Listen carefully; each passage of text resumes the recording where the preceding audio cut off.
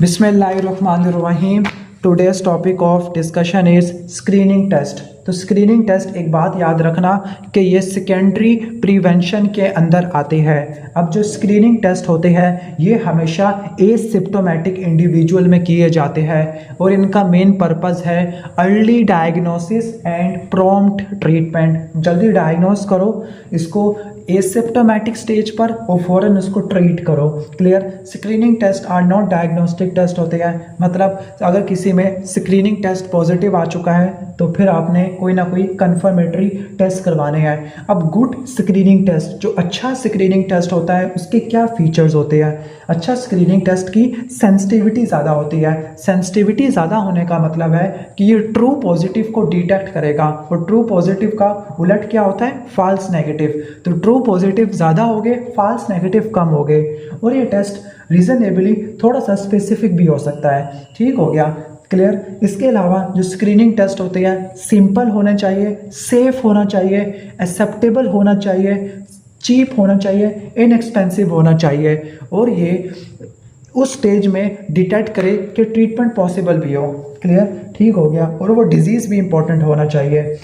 अब जो screening test होते हैं उसके कुछ पैरामीटर्स वगैरह देखिए जाते हैं। उनमें सेंसिटिविटी, स्पेसिफिसिटी, पॉजिटिव और नेगेटिव प्रिडिक्टिव वैल्यूज़ आ जाती होती है। अब ये जो होती है ना, इसमें से रट्टा मारना कि जो सेंसिटिविटी होती है और स्पेसिफिसिटी होती है ये प्रोपोर्शन या परसेंटेज होती है, लेकिन जो प्रिडिक्टिव वैल्यूज़ होती है ये प्रोबेबिलिटीज़ होती है। प्रोबेबिलिटी के ये होने के इतने चांसेस है। जो प्रिडिक्टिव वैल्यूज़ होती है वो डिजीज़ की प्रीवेलेंस पे डिटरमिन करती होती है। क्लियर। फिर इसके बाद टेस्ट की एफिशिएंसी लिखा हुआ है, उसको भी हम छोड़ देते हैं।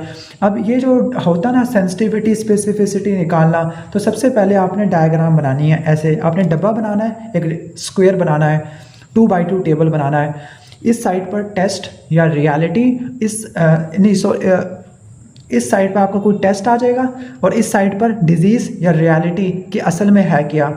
अगर टेस्ट पॉजिटिव है और डिजीज़ भी पॉजिटिव है इसका मतलब है true positive, test is true positive. लेकिन अगर टेस्ट पॉजिटिव है लेकिन इस बंदे को डिजीज़ नहीं था तो उसका मतलब है ये टेस्ट फॉल्स पॉजिटिव है। क्लियर। अगर टेस्ट नेगेटिव है और डिजीज़ है लेकिन टेस्ट ने डिटेक्ट नहीं किया इसका मतलब है फॉल्स नेगेटिव। अगर टेस्ट नेगेटिव है और डिजीज़ भी नेगेटिव है इसका मतलब है ट्रू नेगेटिव।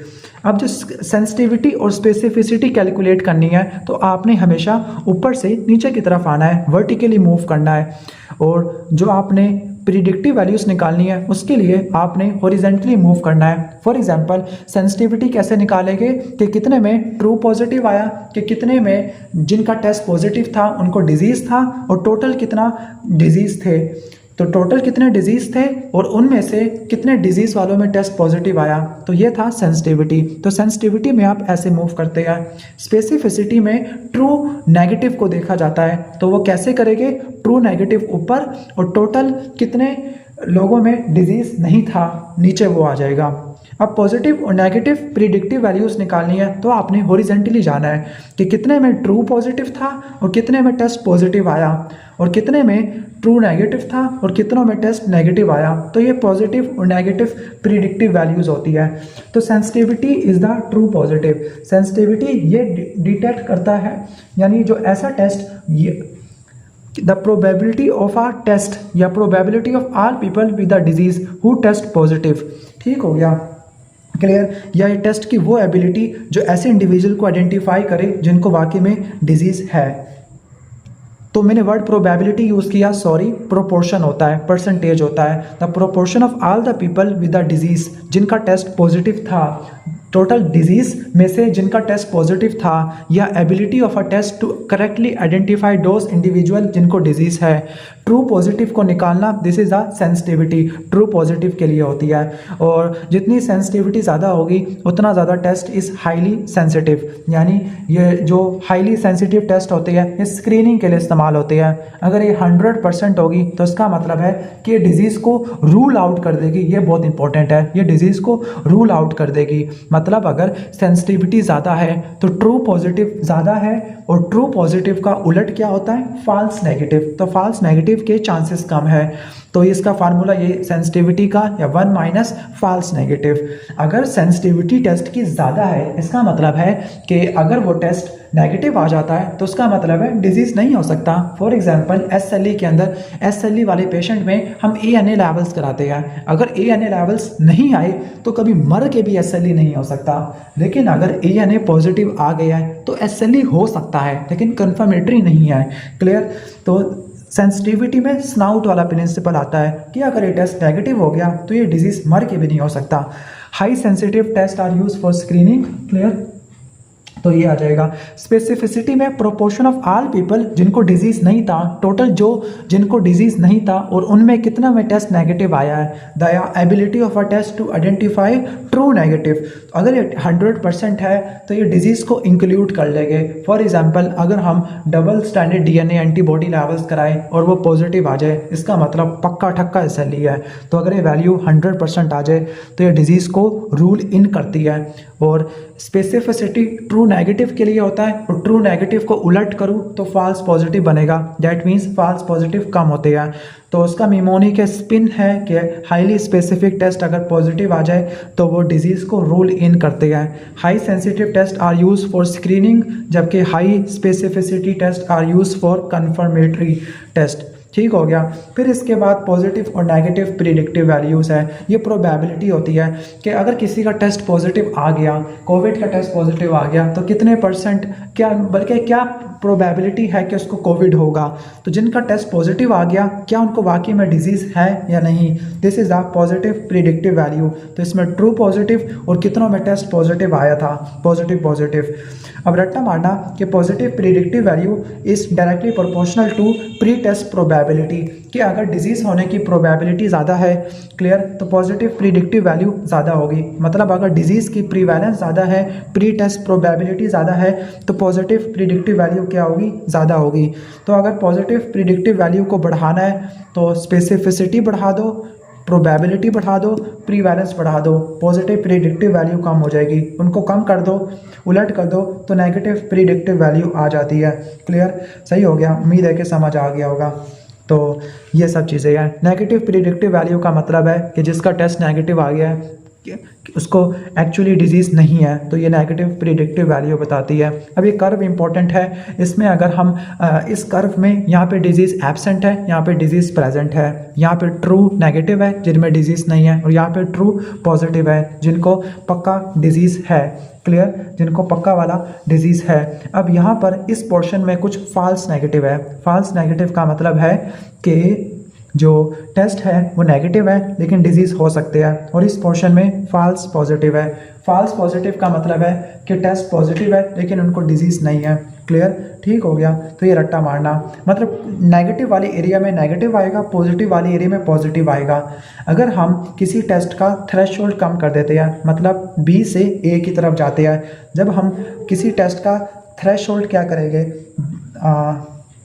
कम कर देंगे तो आप क्या कर रहे हो, फॉल्स पॉजिटिव को बढ़ा रहे हो। मतलब आप पॉजिटिव चीज़ों को बढ़ा रहे हो। जब आप पॉजिटिव चीज़ों को बढ़ा रहे हो लेकिन वो फॉल्स पॉजिटिव है, जब आप फॉल्स पॉजिटिव चीज़ों को बढ़ा रहे हो तो उसका मतलब क्या है, इसका मतलब है आप स्पेसिफिसिटी को क्या कर रहे हो, कम कर रहे हो। जब स्पेसिफिसिटी कम होगी तो नेगेटिव प्रिडिक्टिव वैल्यू कम होगी, और आप पॉजिटिव चीज़ों को बढ़ा रहे हो तो सेंसिटिविटी को बढ़ा रहे हो, और जब सेंसिटिविटी बढ़ेगी तो नेगेटिव प्रिडिक्टिव वैल्यू बढ़ जाएगी। मतलब स्पेसिफिसिटी और पॉजिटिव प्रिडिक्टिव वैल्यू ये डायरेक्टली प्रोपोर्शनल है, और सेंसिटिविटी और नेगेटिव प्रिडिक्टिव वैल्यू ये डायरेक्टली प्रोपोर्शनल है। अगर आप थ्रेशोल्ड बढ़ाओगे तो कम से कम लोग डिटेक्ट होंगे, इसका मतलब है फॉल्स नेगेटिव बढ़ जाएगा, और जब फॉल्स नेगेटिव बढ़ेगा तो इसका मतलब है सेंसिटिविटी क्या हो जाएगी, कम हो जाएगी।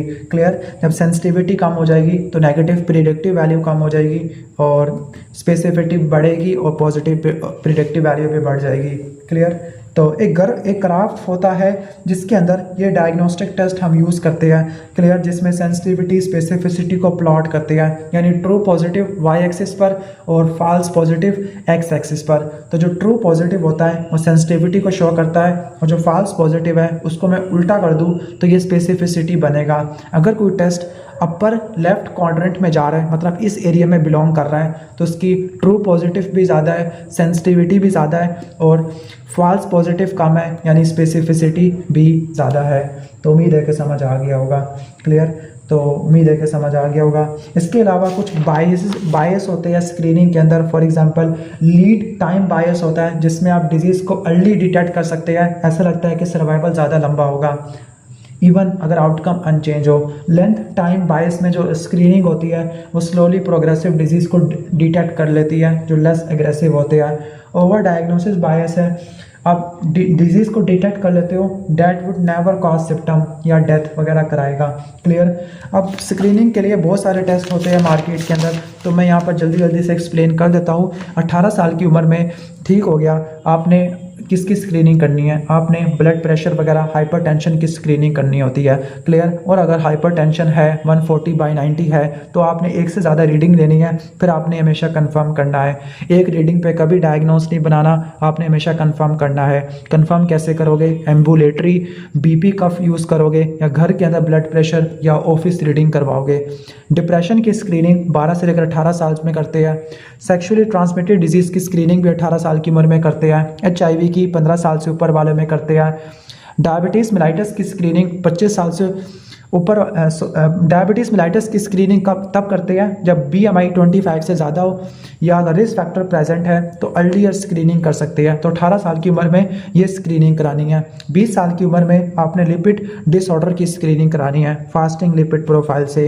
21 से लेकर 65 साल की उम्र में सर्वाइकल कैंसर की स्क्रीनिंग करानी है with a pap smear every 3 to 5 years.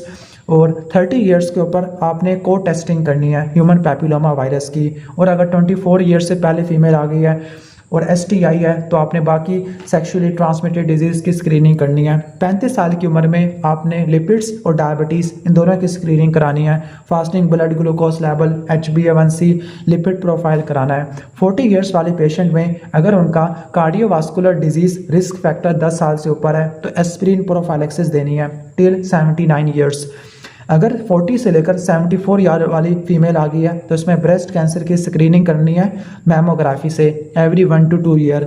45 से लेकर 75 ईयर वाला पेशेंट आ गया है तो कोलोनोस्कोपी करनी है every 10 year for colon cancer. 50 to 80 years वालों में अगर स्मोकिंग की हिस्ट्री है तो लो डोज CT स्कैन कराना है हर साल। 55 साल से ऊपर वालों में PSA स्क्रीनिंग करानी है। 65 से ऊपर वालों में अगर वो स्मोकिंग की है तो एब्डोमिनल अल्ट्रासाउंड कराएंगे फॉर एब्डोमिनल अयोर्टिक एनोरिज्म। 65 साल से ऊपर वालों में ऑस्टियोपोरोसिस की स्क्रीनिंग करानी है विद अ डेक्सा स्कैन।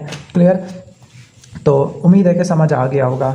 तो ऑलमोस्ट हमारा ये है। तो मोटे मोटे जो 65 पर ऑस्टियोपोरोसिस की स्क्रीनिंग कर रहे हैं, 65 पर एब्डोमिनल अयोर्टिक एनोरिज्म की स्क्रीनिंग कर रहे हैं, 55 के ऊपर PSA, 50 to 80 ईयर्स में आप लंग कैंसर की करते हैं। 45 से लेकर 75 मतलब आपने 5 कम कर दिया है, कोलोनोस्कोपी करते हैं। 40 से 74 ईयर ब्रेस्ट कैंसर की स्क्रीनिंग है। 40 ईयर पर एस्पिरिन प्रोफाइलेक्सिस है। 35 पर लिपिड्स और डायबिटीज़ की स्क्रीनिंग है। 21 से लेकर 65 पर सर्वाइकल कैंसर की स्क्रीनिंग है। 20 ईयर के ऊपर लिपिड डिसऑर्डर की स्क्रीनिंग है। 18 साल के ऊपर depression, hypertension, STDs, diabetes mellitus इनकी स्क्रीनिंग करते होते हैं।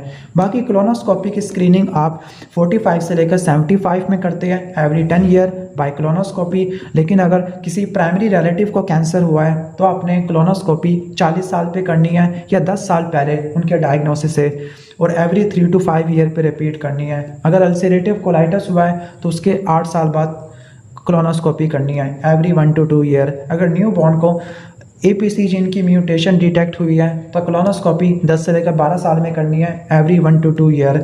लिंच सिंड्रोम में 20 से लेकर 25 साल एवरी 1 to 2 ईयर में।